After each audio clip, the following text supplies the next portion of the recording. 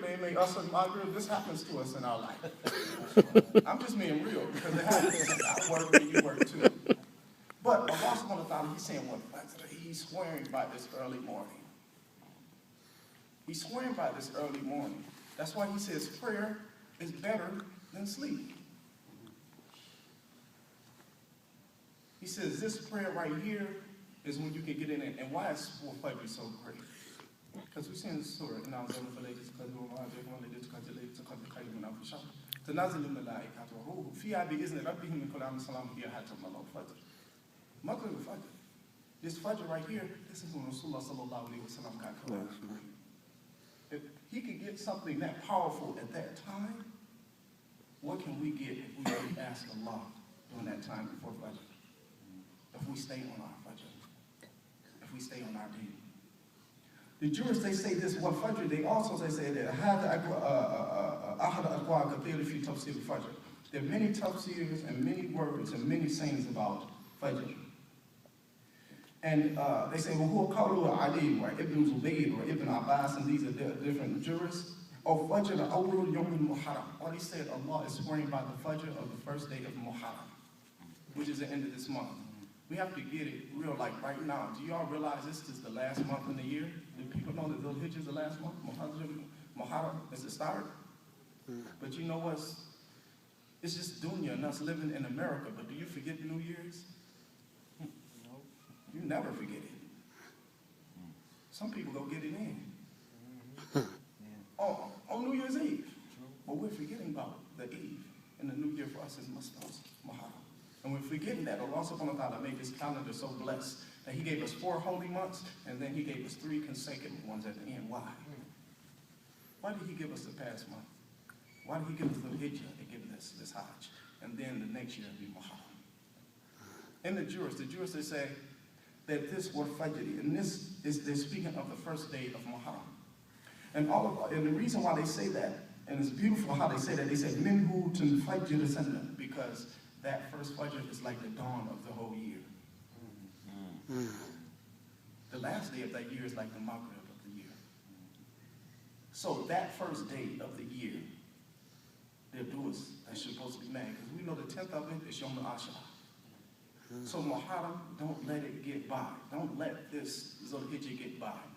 Because the blessings that Allah subhanahu wa ta'ala has given us when he swears by these things are clear and they're uncut. I was talking to a Jewish guy and a Catholic at work the other day, and they kept telling me everything that they thought about the deed, but not necessarily what they knew about the deed. And at the end, they realized I knew more about their deed than they did.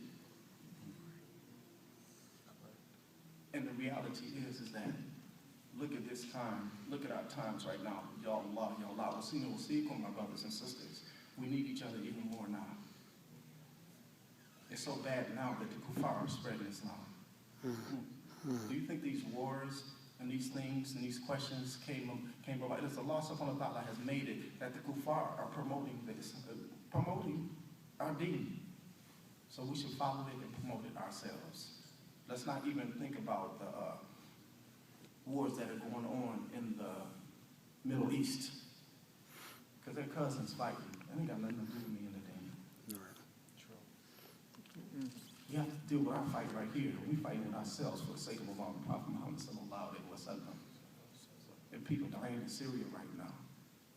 Innocent women and children. Just think of us right now. We had to fight for our daughters and our wives and our elders. There's people doing that every day right now. So we have to remember them, and we have to remember the people of Hajj. This is a time of Hajj. Most people don't understand. When you make Ramadan, most people think Ramadan is a holy month, and it isn't. Right. It is a very holy month, but it isn't one of the 4 consecutive holy months. And what should we do during these 4 months? We shouldn't fight. So if you got beef with anybody, squash it. Any sister got beef with another sister, squash it. Brothers got interest in another brother, squash it. Because Allah is blessing you during this time.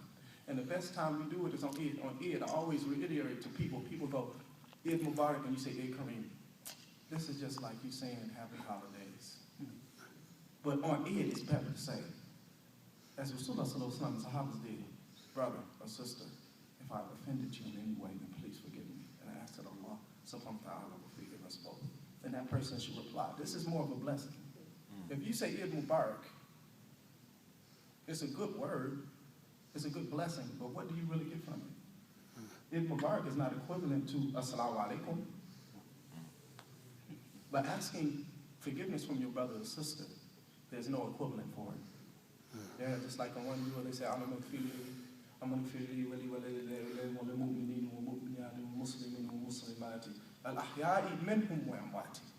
oh, Allah forgive me and my parents. And the believing men and the women, the Muslim men and the women, the living and the dead. We should be praying for those who passed. Because we're walking on people of the past. You don't think we're walking on other bodies right now? You don't think fossil fuel is nothing but a bunch of old dead people and animals that we use in our cars? That's why they call it fossil fuel. It was somebody dead, and we just use it, and it's basically liquid flesh.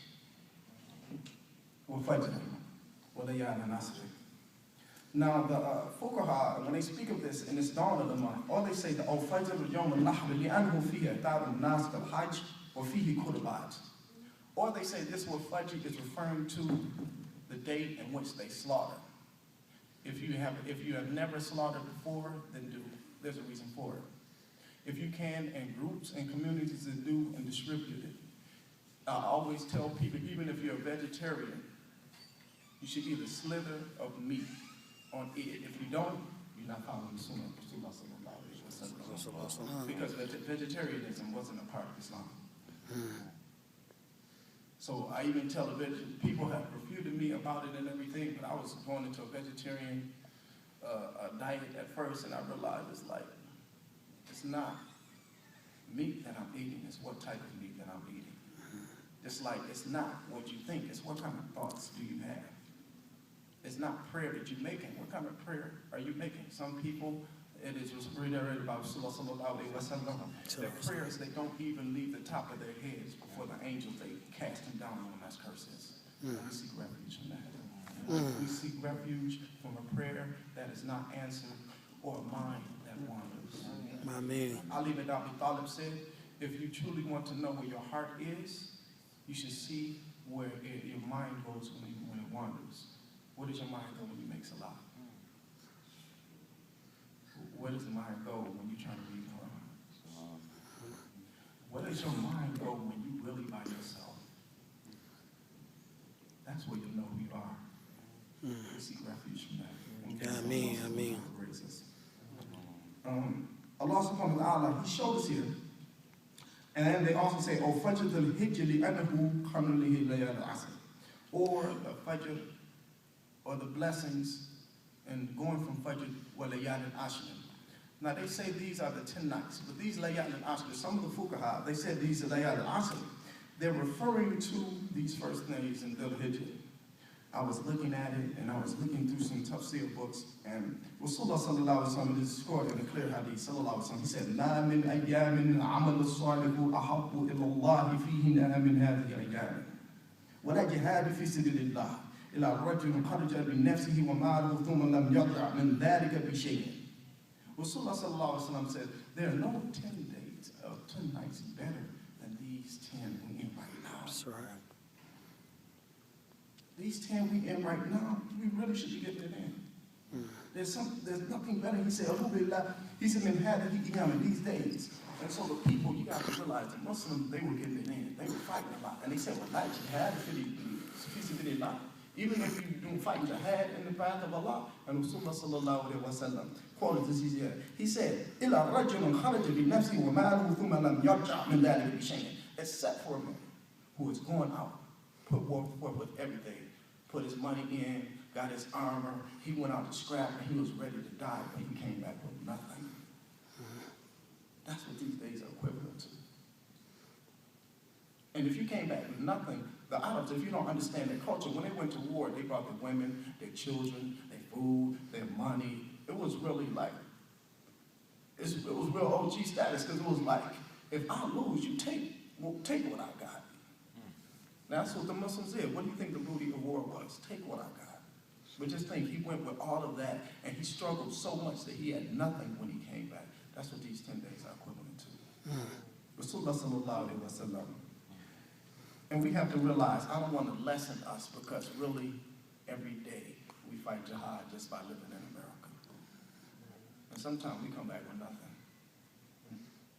But we never truly have nothing because we always have Allah subhanahu wa ta'ala.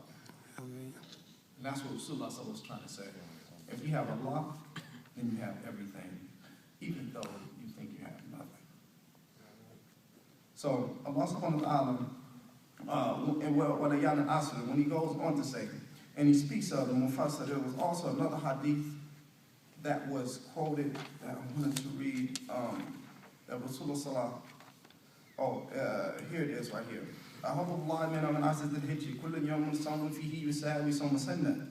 أخرج الترمذي وابن ماجه في سننها عن أبي هريرة عن النبي صلى الله عليه وسلم قال ما من أيام أحب إلى الله أن يتعبد له فيها من عشر الحجة يعبد صيام كل يوم منها بصيام سنة وقيام كل ليلة منها بقيام القدر.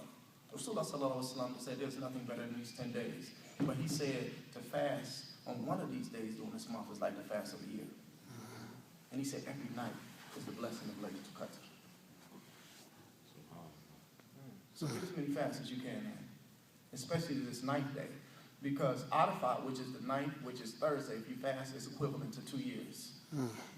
I was speaking with some other people the other day because the brother was like, oh, why is 3 Ikhlas is equivalent to 1 Quran? How can you think this and how do you think of that? Allah has put me in a real deep understanding of just trying to get into quantum physics. And I was watching something the other day. I was speaking with my brothers. Light travels 186,300 miles per second. So when we go out and see the stars, are we really seeing the stars? We're not. We're seeing something that's billions of light years away. So why can't Allah subhanahu wa ta'ala make 1 day of fasting equivalent to a year? So when we read Quran and Kareem, and this is the destiny, this is the essence, it's the light of Allah, are we really seeing what Quran really is? Do we really understand what this book is right here? It's just like those stars. You got to keep looking at those stars, keep asking Allah to show you and guide you, and swear by it. This is Allah, He swore by what Fajr. This love is Allah, He said, "Wala yana nasa." Okay, I don't want to keep you all too long, but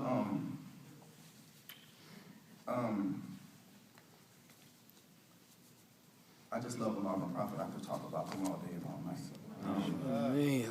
Well, ladies, I would just go into Washafri wa Wajab. Now, the Jewish speak of Washafri, which is the even and the odd, but listen to these things very closely. They said this Shafri is referring to the creation of everything. Because there's an even reality in it. If there was anything absent, we wouldn't still be living. Sure. We wouldn't still be breathing. If we didn't have lungs, we wouldn't be breathing. If we didn't have air, we wouldn't be breathing. We would be animate.